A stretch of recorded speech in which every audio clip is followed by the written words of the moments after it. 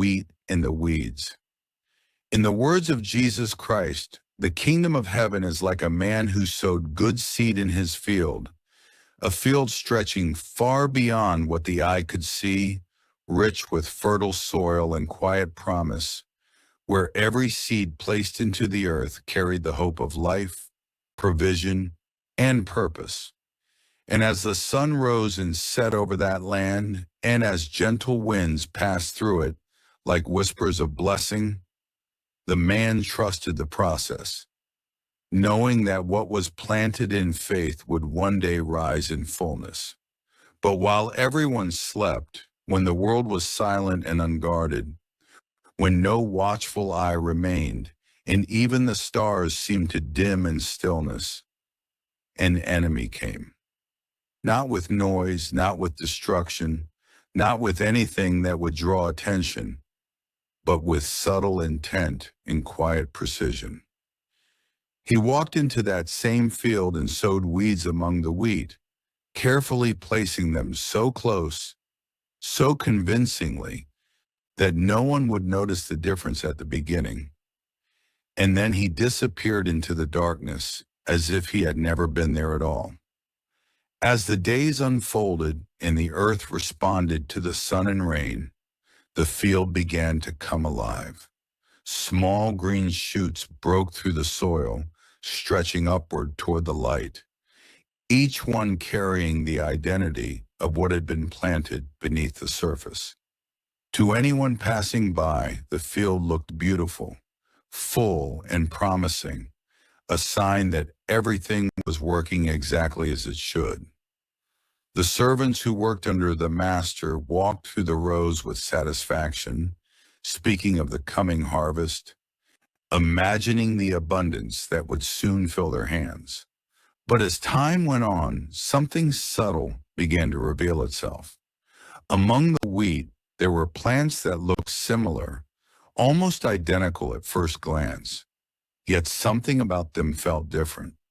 Their growth pattern, their texture, their presence, it was just enough to stir unease in those who paid close attention. One servant paused longer than the others, narrowing his eyes as he bent down to examine what stood before him. He touched the leaves, studied the stems, and then looked further across the field, noticing more of the same unfamiliar growth scattered throughout. A quiet realization began to settle into his heart, and with urgency, he and the others went to the master, their voices carrying both confusion and concern. They reminded him that only good seed had been sown, that the field had been pure at the beginning, and yet now it was filled with something else. The master listened without surprise, without hesitation, and with a calm that seemed to carry a deeper understanding than they could grasp.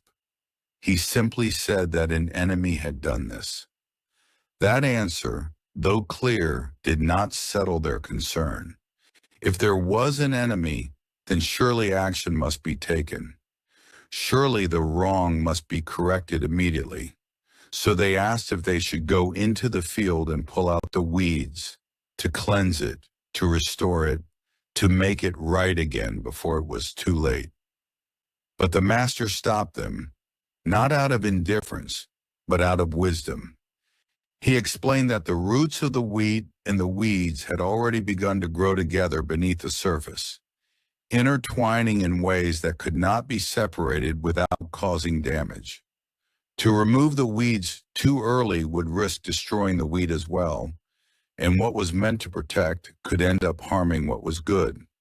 So he told them to let both grow together until the harvest, a time when the difference would become undeniable, when what was hidden would be revealed, and when separation could happen without loss.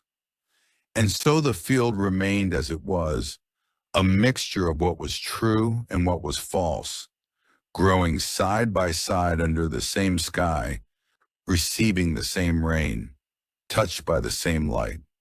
To the untrained eye, it all looked the same, but beneath the surface, each plant carried its own nature, its own destiny, its own outcome waiting to unfold. Time became the revealer, the silent witness to what had been planted in secret. And as the days moved toward the season of harvest, the distinction between wheat and weeds became clearer, stronger, undeniable. The wheat stood full and heavy, ready to be gathered, while the weeds revealed their emptiness, their inability to produce anything of value. When the time of harvest finally came, the master instructed the reapers to gather the weeds first and bind them, setting them aside, and then to collect the wheat and bring it safely into the barn. In that moment, everything was revealed for what it truly was. What had once looked similar was now completely different. What had once grown together was now separated by truth. And the lesson remained, echoing far beyond the field itself, that not everything that grows belongs, that not everything that appears good carries life, and that in the end, truth cannot remain hidden forever. The field may hold both wheat and weeds for a time, but the harvest will always reveal what was truly planted, and nothing, no deception, no disguise, no hidden act, can escape that final moment of clarity. And as the reapers moved through the field, the air itself seemed to shift, as if creation understood that a moment of truth had arrived. The same ground that had once hidden everything now revealed everything. What had grown together in silence could no longer remain together in the light. Each stalk, each root, each life within that field now stood exposed, not by force, but by time. The wheat bowed gently, heavy with grain, its purpose fulfilled, its identity proven not by appearance alone, but by what it carried within. There was a quiet strength in it, a humility in the way it leaned, as if it understood that its value had never been in how it looked, but in what it had become. And the weeds, they stood differently. Upright, empty, without fruit. They had taken the same space, received the same nourishment, lived under the same sky, yet produced nothing of lasting worth. And here is where the story begins to speak directly into the human soul. Because the field was never just a field. It was always a reflection of the world and of the heart. There are things in life that grow beside us, things that look familiar, that blend into our routines, our thoughts, our relationships.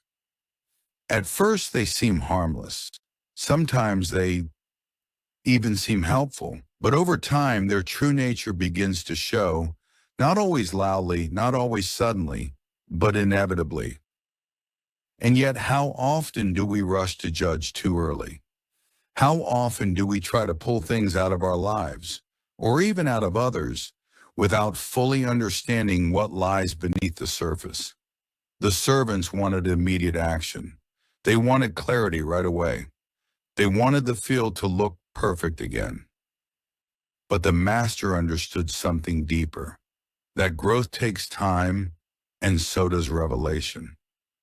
There is a patience in truth that we often struggle to accept, a patience that allows things to unfold, a patience that trusts that what is real will endure, and what is false will eventually fall away.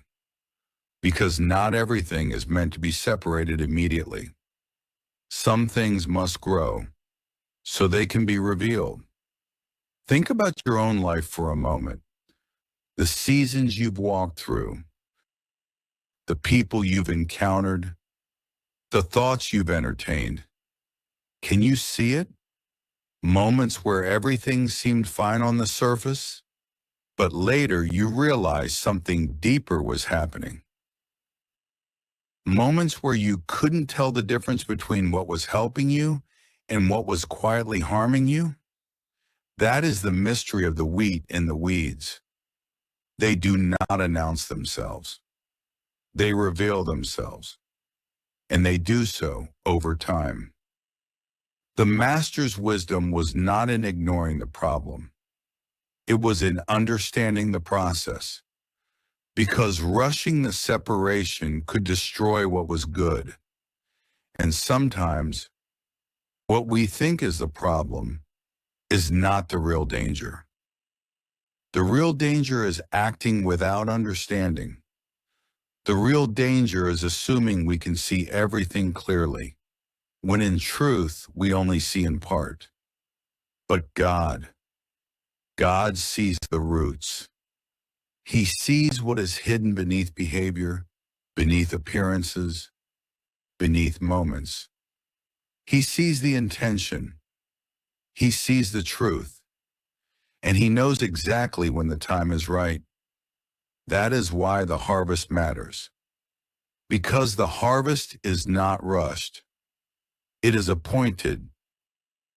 It is precise. It is just. And when it comes, there is no confusion, no uncertainty, only clarity. Imagine standing in that field at the final moment. The reapers moving with purpose. The separation unfolding with certainty. No debates, no arguments. Just truth revealed. And in that moment, everything that once seemed uncertain becomes unmistakably clear. The wheat is gathered not because it tried to prove itself, but because it carried life within it. The weeds are removed, not because they looked different at first, but because they never produced what was real. And suddenly the question is no longer about the field. It becomes personal, deeply personal. What am I becoming? Not what do I appear to be? Not what do others assume, but what is growing within me right now? Because here is the quiet, sobering truth. You can grow in the right place and still not become what you were meant to be. You can be surrounded by truth and still choose something else. You can stand among wheat and still be a weed, not by accident, but by nature. And yet, there is hope, powerful, unshakable hope. Because unlike the field in the story, you are not bound to remain what was planted. You have been given something greater, the ability to change, the ability to choose, the ability to become new. This is where the story shifts from warning to invitation, an invitation to examine your life, not with fear, but with honesty. What is growing in your heart? What is shaping your thoughts? What is influencing your direction? Are you becoming something that carries life or something that only takes space? God is not waiting to condemn. He is waiting to reveal, to guide, to transform. But transformation requires awareness. And awareness begins with moments like this. Moments where you stop and truly see. The field is still growing. The season is still unfolding. The harvest has not yet come. And that means there is still time. Time to align. Time to reflect. Time to choose what kind of life you will grow into. Because when the harvest comes, it will not ask what you intended to be. It will reveal what you became. Let that sit with you. Let it settle deep within your spirit. Because this is not just a story. It is a mirror. And what you do with it matters. now more than ever. And as the understanding of the harvest settles deeper into the soul, something begins to awaken, something quiet yet powerful, like a whisper that refuses to be ignored. Because the story does not end in the field, it follows you beyond it, into your daily life, into your decisions, into the hidden spaces where no one else sees what is being planted. The same principle continues, unfolding in conversations, in habits, in the silent agreements you make within yourself. Every day, seeds are being sown, sometimes by you, sometimes by influences you barely notice, sometimes by moments that seem too small to matter, yet they take root anyway. There are thoughts that enter your mind and linger longer than they should, ideas that slowly reshape how you see yourself and others, attitudes that begin as reactions but eventually become patterns. At first they seem harmless, almost invisible, blending in with everything else, but over time they grow. And the question is not whether something is growing, because something always is. The question is what kind of seed it is and where it will lead. The world around you is filled with mixtures, voices that sound convincing, paths that look promising, choices that appear wise on the surface but carry different outcomes beneath. And this is where the wisdom of the master becomes more relevant than ever, because not everything needs immediate reaction, and not everything should be uprooted in haste. There are moments when discernment requires patience, when clarity comes not from force but from time, when understanding is revealed through growth rather than assumption. And yet patience does not mean passivity. It does not mean ignoring what is wrong or pretending that everything is the same. It means trusting that truth has a way of revealing itself fully, that what is genuine will endure pressure, and what is false will eventually expose its emptiness. It means choosing to remain grounded, rooted in what is right, even when surrounded by confusion. There is also something deeply humbling in this story, something that challenges the way we see others, because it reminds us that we are not the final judges of the field.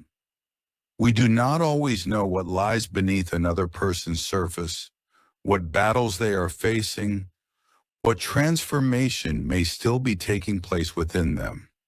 What looks like a weed today may not fully reveal its story yet, and what looks like strength may still be hollow inside.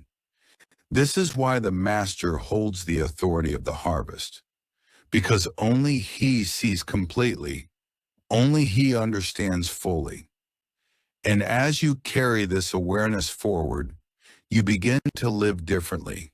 You become more attentive to what you allow into your life, more intentional about what you nurture, more careful about what you entertain. You begin to value depth over appearance, truth over comfort, growth over illusion. You start to recognize that your life is a field in progress, and every choice contributes to what it will eventually become.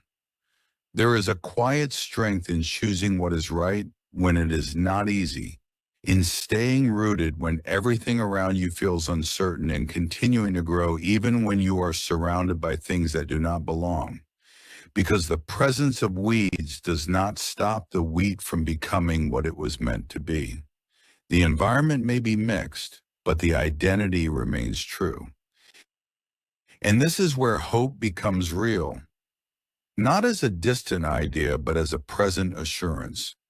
Because no matter what has been planted around you, no matter what season you are in, no matter how confusing things may seem, your growth is still possible, your purpose is still intact, and your future is not determined by what surrounds you, but by what is within you.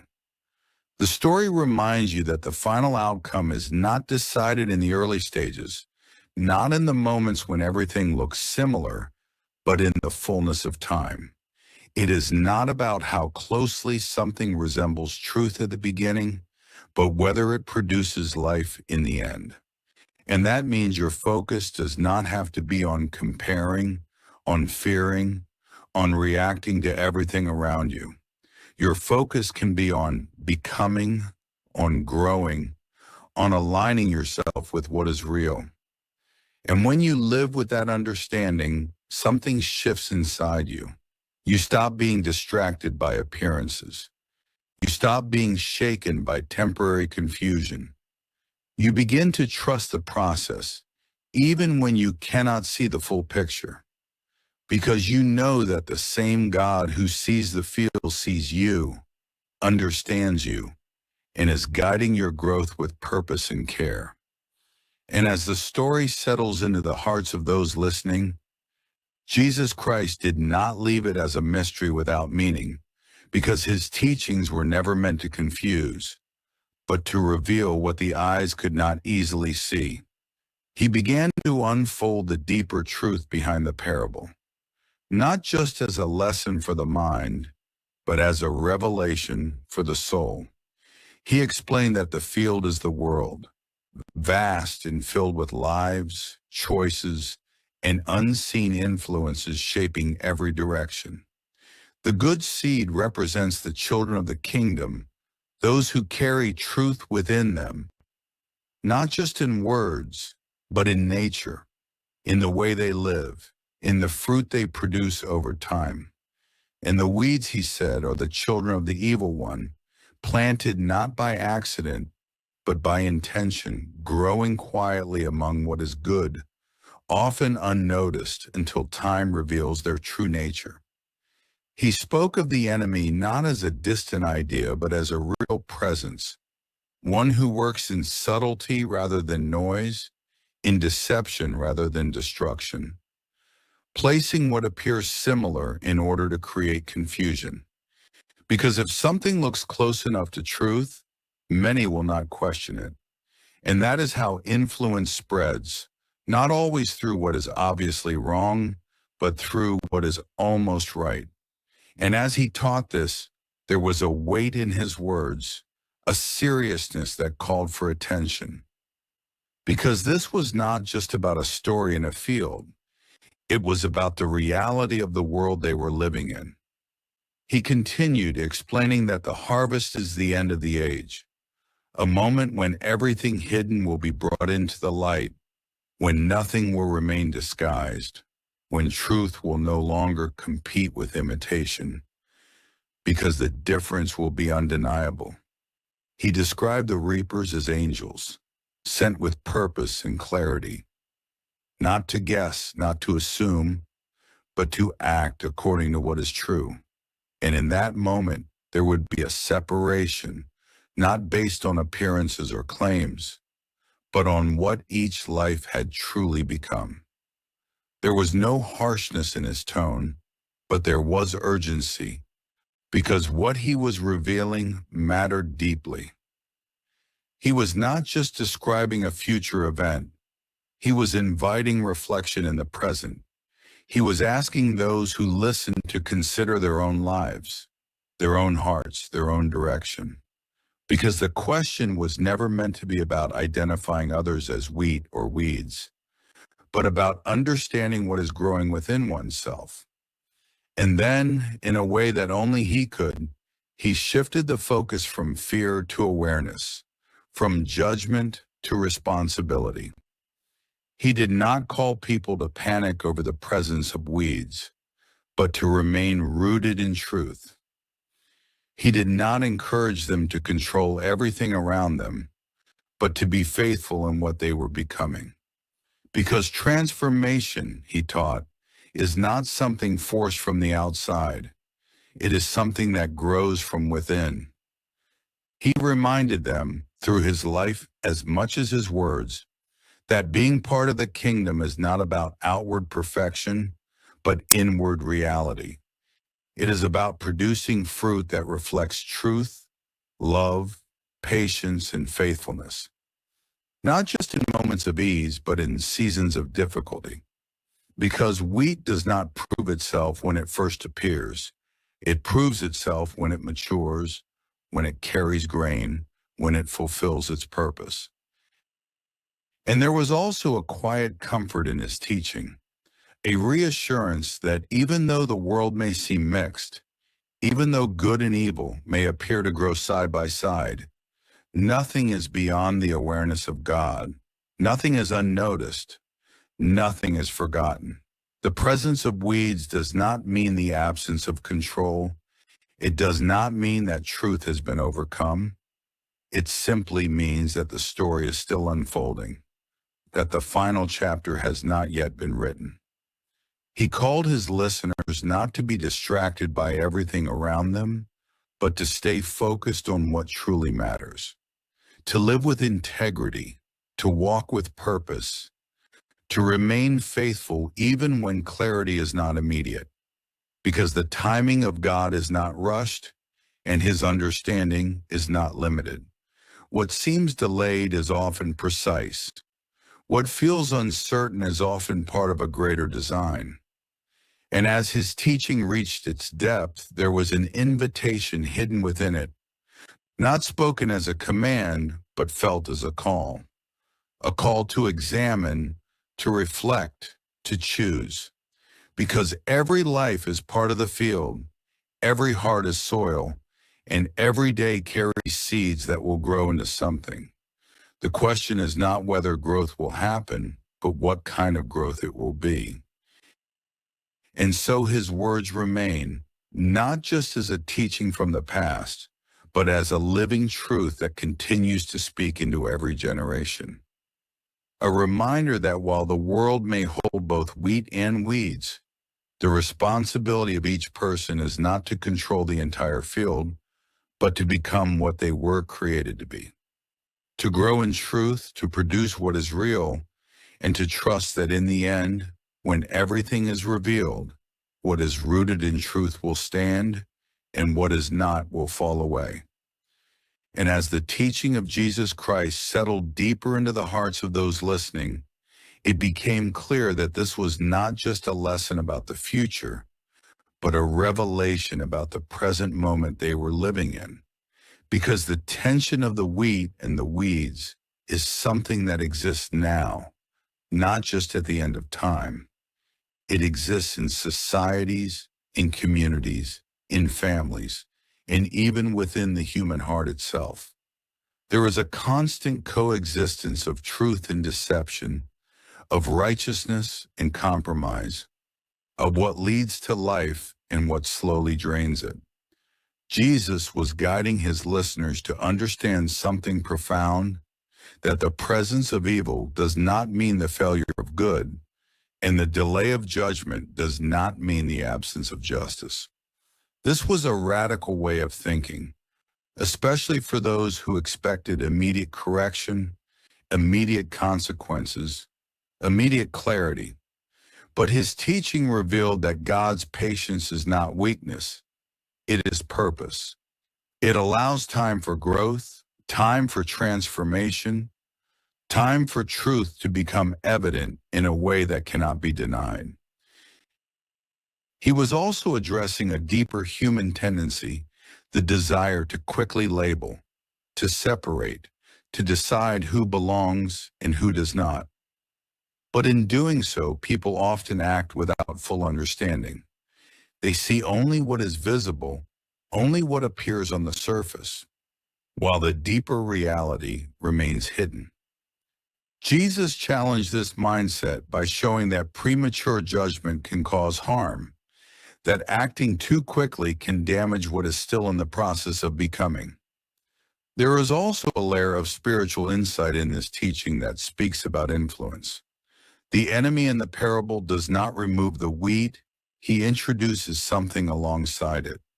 This reflects how distraction, confusion, and compromise often enter life. Rarely do they come in ways that are obvious and easy to reject. Instead, they come subtly, blending into what is already there, making it difficult to distinguish unless one is attentive and grounded in truth. This is why Jesus consistently emphasized awareness and inner transformation. He pointed people toward a way of living that is rooted in truth, not just externally, but internally, because what grows within a person will eventually become visible. The fruit of a life cannot remain hidden forever. Whether it is love or bitterness, faith or doubt, truth or deception, it will reveal itself over time. He also brought attention to the certainty of accountability. While the separation is delayed, it is not canceled. The harvest will come, and when it does, it will be complete and just. This was not meant to create fear, but to establish seriousness. Life is not random. Choices matter. Growth has direction. And the end is not uncertain, even if the journey sometimes feels that way. At the same time, there is an incredible message of hope within this teaching. Because as long as the harvest has not yet come, there is still time. Time to change direction. Time to uproot what does not belong within oneself. Time to allow truth to take deeper root. Unlike the weeds in the story, human lives are not fixed in one state. There is the opportunity for renewal, for transformation, for becoming something entirely different than what was before. Jesus often illustrated this through his interactions with people. He met those who were lost, those who were broken, those who were far from truth, and he did not treat them as finished outcomes, but as lives still in process. This reflects the same patience seen in the parable, a patience that gives room for redemption, for change, for growth into something good. And so the teaching continues to unfold beyond the story itself, becoming a lens through which life can be understood. It calls for discernment, the ability to recognize what aligns with truth and what does not. It calls for humility, acknowledging that we do not see everything clearly. It calls for faith, trusting that even when things seem mixed and unclear, there is a greater order at work. It also calls for responsibility, because while we may not control the entire field, we are responsible for what grows within us. The thoughts we cultivate, the values we hold, the actions we take, all contribute to what we become. And over time, that inner growth shapes our outward reality. There is a quiet strength in living, according to this understanding. It removes the urgency to control everything and replaces it with the discipline to focus on what truly matters. It shifts attention from constantly evaluating others to intentionally growing oneself. It builds a foundation that is not easily shaken by confusion because it is rooted in something deeper than appearances. And as this truth settles in, it brings a sense of clarity. The world may remain complex, filled with mixtures and uncertainties, but the path forward becomes more defined. To seek truth, to live with integrity, to grow with purpose, and to trust that in the end, everything will be brought into the light exactly as it is. This is the enduring power of the teaching, that it does not just explain a story, it transforms perspective. It invites a way of living that is steady, aware, and grounded in something eternal.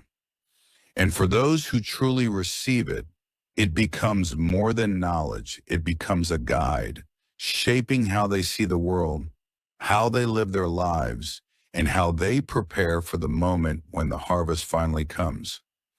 And as this understanding continues to unfold, it begins to reshape not only how a person sees the world, but how they respond to it. Because once you truly grasp what Jesus Christ was revealing, you can no longer live carelessly, unaware of what is being planted and what is being nurtured within you. You begin to realize that every environment you step into carries influence. Every voice you listen to carries a seed, and every decision you make either strengthens what is true or gives space to what is not. There is a quiet but powerful shift that happens when this awareness takes root. Instead of being driven by what looks appealing in the moment, you begin to look deeper, asking not just what something is, but what it will become. Because that is the essence of the parable. Not everything reveals its nature at the beginning, but everything reveals its outcome in the end. And when you start living with that perspective, your choices become more intentional, your direction more focused, your purpose more grounded. You also begin to understand why some seasons in life feel confusing, why things do not always make immediate sense, why good and bad seem to exist side by side without clear separation. It is not because truth is absent, but because the process is still unfolding. The field has not yet reached its harvest. And in that waiting, there is a refining that takes place, a strengthening of what is real, a revealing of what is not. This is where faith becomes more than belief, it becomes endurance. The ability to remain steady even when clarity is delayed. The strength to continue growing even when surrounded by things that do not belong. The wisdom to not be distracted by everything that appears urgent, but to stay aligned with what is eternal. And there is another layer to this teaching that reaches even deeper, one that speaks to influence and responsibility. Because just as seeds are planted in your life, you are also planting seeds in the lives of others. Through your words, your actions, your presence, you are contributing to the fields around you. And that means your life carries impact beyond what you immediately see. The way you live can encourage truth or create confusion, can bring life or allow something else to grow. This realization brings both weight and purpose. It reminds you that your life is not isolated, that what grows within you does not remain hidden, but eventually affects everything around you. And so the call is not just to be aware, but to be intentional, to choose what you plant, to choose what you nurture, to choose what you allow to take root. At the same time, there is a deep sense of peace that comes from understanding that you are not alone in this process. The master of the field is still present, still aware, still in control. Nothing escapes his sight. Nothing disrupts his plan beyond what he allows, and nothing will remain unresolved forever. Even when things seem mixed, even when life feels uncertain, there is a greater order that holds everything together. This does not remove the challenges, but it transforms how you face them. It replaces fear with trust, confusion with patience, and anxiety with assurance. Because you begin to see that the presence of weeds does not define the outcome of the field. What defines the outcome is what endures until the harvest. And so the focus becomes clearer, not on trying to control everything around you, not on constantly analyzing others, but on becoming rooted in truth yourself, on growing in a way that produces life, that reflects something real, something lasting. Because in the end, it is not proximity to truth that matters. It is participation in it. And this is where the teaching becomes deeply personal. It is no longer just about understanding a parable. It is about living it. It is about allowing it to shape how you think, how you choose, how you grow. It is about recognizing that your life is a field in progress, and every moment contributes to what it will become. The beauty of this message is that it does not leave you in uncertainty. It points you toward direction.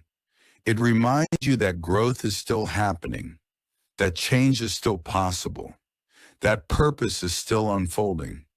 And no matter what has been planted before, no matter what has grown around you, there is always an opportunity to align yourself with what is true. So as this truth settles deeper within you, carry it forward with intention. Let it influence how you see your life, how you respond to your surroundings, how you make your decisions. Let it remind you that what matters most is not what appears in the moment, but what endures in the end. Because the harvest is not just a distant event, it is a certainty. And when it comes, everything will be revealed as it truly is. And in that moment, what you have become will speak louder than anything you have ever said. So as you move forward from this moment, carry this truth with you in a way that shapes how you live. Pay attention to what is being planted in your heart. Be mindful of what you allow to take root. Choose wisely what you nurture, and trust deeply that in the end, what is true will stand, what is real will remain, and what is planted in faith will always lead to life. If this story has spoken to you, if it has stirred something within you, then let it go beyond just listening. Let it become something you share, something you carry into the lives of others who may need the same clarity, the same hope, the same awakening. Because there are people all around the world walking through their own fields, unsure of what they are seeing, uncertain of what is growing, and your decision to share this could be the very thing that helps them understand. Stay connected with parables of hope, where stories are not just told but lived, where truth is not just heard but felt, and where every message is meant to bring you closer to God and deeper into understanding. Your support is more than just a click or a subscription. It is a way of helping light reach places that might otherwise remain in darkness. Continue exploring, continue growing, continue seeking what is real, and remember that your journey matters. The field is still being shaped, the story is still unfolding, and you are part of something greater than what you can see right now. Keep moving forward with faith, with awareness, and with the confidence that in the end, truth will not only be revealed, it will stand unshaken, and it will lead you exactly where you were meant to be.